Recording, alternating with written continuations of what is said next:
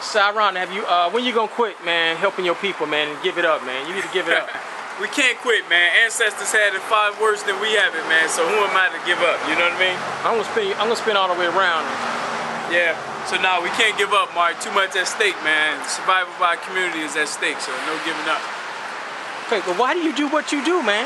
Well, think about it, man. We have an opportunity with social media to unite the community together to stop this killing out here, to help our children be inspired so that they can stay in school and not leave school. So it's like too many good things are happening for us to give up, man. That's what I think. You know? This is Gary. Yeah, we out here in the great city of Gary, and this is what I tell people about Gary. You got to look at Gary through the right lens. And I say that, you got to look at Gary through the right lens. You will see Gary, and you'll look at this and say, look at that. You right next door to this abandoned storefront. Now, how you view that, you can view it as a problem or an opportunity. So, again, you got to look at Gary through the right lens. And my lens is one that I had a chance to travel around the world, had a chance to meet a lot of people, different types of people. So my lens that I look through is a little bit different than someone who might be underexposed. So they see this and they look at it as a negative. Oh man, the community going down. Well, it's going down if you take that view, or you can look at it as people get ready to come and buy that up and fix it up. So that's how I look at it through that lens, Mark. Yeah, people, they watch the show, they've heard the old Chinese proverb, and I forgot, it was like, if you want prosperity for a couple of years, you grow trees or something. It ends like this. If you want prosperity for 100 years, you grow people. As the leaders of Gary, are they growing people? Well, not to put them down. Not to put them down. It depends on what leaders. I'm talking about the preachers and the politicians. There you go. That's all I'm gonna say. You got to define that. So here's the challenge for us. Black people are traumatized. Okay. Not all, but a great deal of us are traumatized.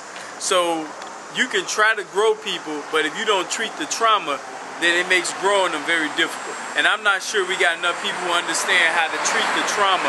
So from that way of answering your question, no, we're not. We're not growing the people because we're not dealing with the trauma first. If there was a young girl that was raped at 6 years old, 7 years old, and you say, I want to grow you, but I don't talk about who the violator was and make sure there's some justice there, I can forget about growing you as efficiently as I could, if that answers the question. Are you saying all of us need a psychiatrist? Oh, I tell people this. There's no perfect person under the sun. And there's nothing wrong. Black people, let me say this again. There's nothing wrong with us seeing a psychiatrist. Nothing wrong. We use the pastor as the psychiatrist, and the challenge for that is we going off of religion, and that's a challenge for us because it depends on what you believe and who you believe, but there's nothing wrong with having a psychiatrist. I recommend people have one. I don't have one per se. The compensation for me is so many people that I'm connected with that are functional, strong, and whatnot. And so where one person might be weak, the other person is strong, so I get a little balance in my mind. But we need a strong village to be strong, don't we? A strong village. And the village isn't just geography. So my village is very strong. I posted the other day, someone needed $600. I posted on Facebook, less than 8 hours, that person had the money. It wasn't because of the people that I put it out there to, but that person felt some hope that he wasn't alone when he needed that money and ended up getting it on the back end. So that's a village for real right now. We don't need nothing else. That's what's working already. Now, of course, we want a physical village where we clean it up and loving each other, but we got a functional village right now with people that believe in what we're talking about. Block by block. You mentioned that, social media. Are we using folks in Gary? Are we using the social media to make our lives better, to get jobs, to run our businesses? Are we using the social media? Because social media is connecting us. All right. So let me say this. We are using social media, yes. Are we being the most efficient with it? No. Of course we're not. And I'm not a person that subscribed to the notion of jobs, just over broke, J-O-B. I believe we have to be entrepreneurs. Granted, everyone won't be people that take the risk and start their own, but I believe we must push toward that direction because you have something that God created you to do. And I think we should find out what it is that we have that's our calling, our passion, and work from that. And everyone, some people go to their grave without finding out their calling. So from that standpoint, use social media to expose yourself and see what it is that you might have an affinity for. Well, I see. I think a lot of folks use social media for foolishness. Well, porn is the what? I mean, number 1 or 2. What's wrong with porn? The bottom line. Go look at some porn. The bottom line is how you using social media. What I'm saying, connecting with the people and having substantive conversations. It's fun for time and foolishness, but there's some serious stuff. Like, people need jobs. Or they have a business. I know one lady years ago, I told her she had a business. I said, remind me through social media to come spend money at your business. She said, why I gotta do that? Because you gotta remind me. Well, watch this.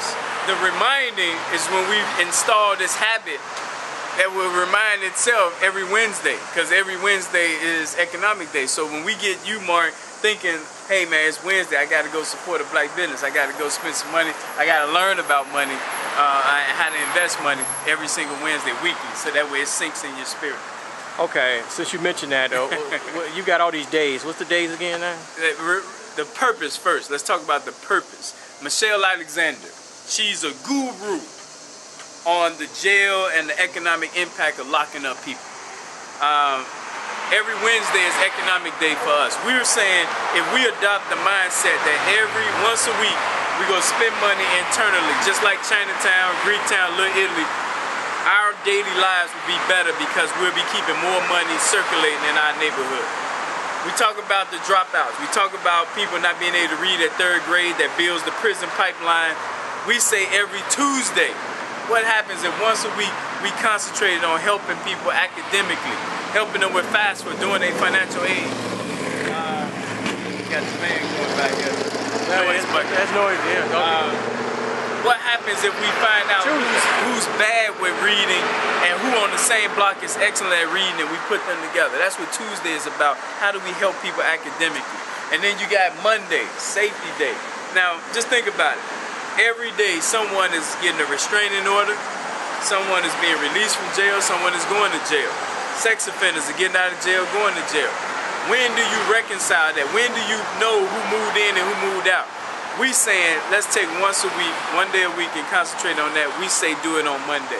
Do you have a working fire alarm? Do your carbon dioxide what is Monday? What day is that? Safety day. Monday safety day, okay. Today is Sunday. We out here, Mark took time to come out here on a Sunday. Every Sunday, family day. Now, people do this already. I saw the Chicago White Sox had a billboard that says Sunday Family Day. Yeah, Family Day. And I said, this is wonderful. They already got it, but we already know everyone been doing Sunday Family Day. Here's what we're not doing. We have families that are together physically, and when one family member died, we don't have insurance, and now we got to set up the GoFundMe, and we got to go and try and raise money. Right. So Sunday, today, we should be talking about how do we make sure that the family is strong in the event that someone passes away. But that goes into your economic day too, don't it? It do, but economic day is you individual. Your whole family not going to be together. Okay. Today, your family together. Okay. Let's talk about succession planning. So what's Thursday then? Thursday is health day. We just lost brother Quasi. Quasi passed away. Quasi, his whole thing was, if you're not healthy, how can you fight the good fight? And so health was a big deal for him. He hated the tobacco industry and how they was marketing alcohol and tobacco to our children. So that's how I met him on the west side of Chicago, focused on health. Every Thursday, work out, do some sit-ups, do some jumping jacks. If you can't work out, learn about supplements. Well, you can take a walk. Should I walk down Broadway? There you go. Is it safe to walk down Broadway? Well, get active on Monday. Let's make it safe, you know. Friday, every Friday is Senior Citizens Day. Now, I can't tell you how many of our elders are passing on and leaving all that knowledge, the experience and network in the cemetery. Right.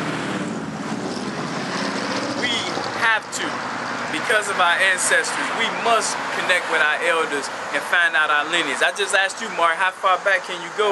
Probably 1962 when I was born. All right. That's horrid. So far, I told him I can go back 150 years in my family. But that's the key. Our elders, let's talk to them while we're here and get our history documented. Right. You know, let's do these videos with the elders. Friday is that day to do that, and Saturday is Youth Day. So let's turn it around. Just think of all these children. And I always tell people, that 15-year-old that shot someone in Chicago in 2006, he was 6 years old. 6 years old. So we gotta invest in them early so that when 10 years later, they not the shooters out here causing mayhem. Let's invest in them on Saturdays, youth day. So them the daily living habits. Some people might like certain days more than the others. It doesn't matter. If black people in America start moving in this coordinated fashion, life changes. And it changes immediately when you start doing these habits. That's what I say, Mark.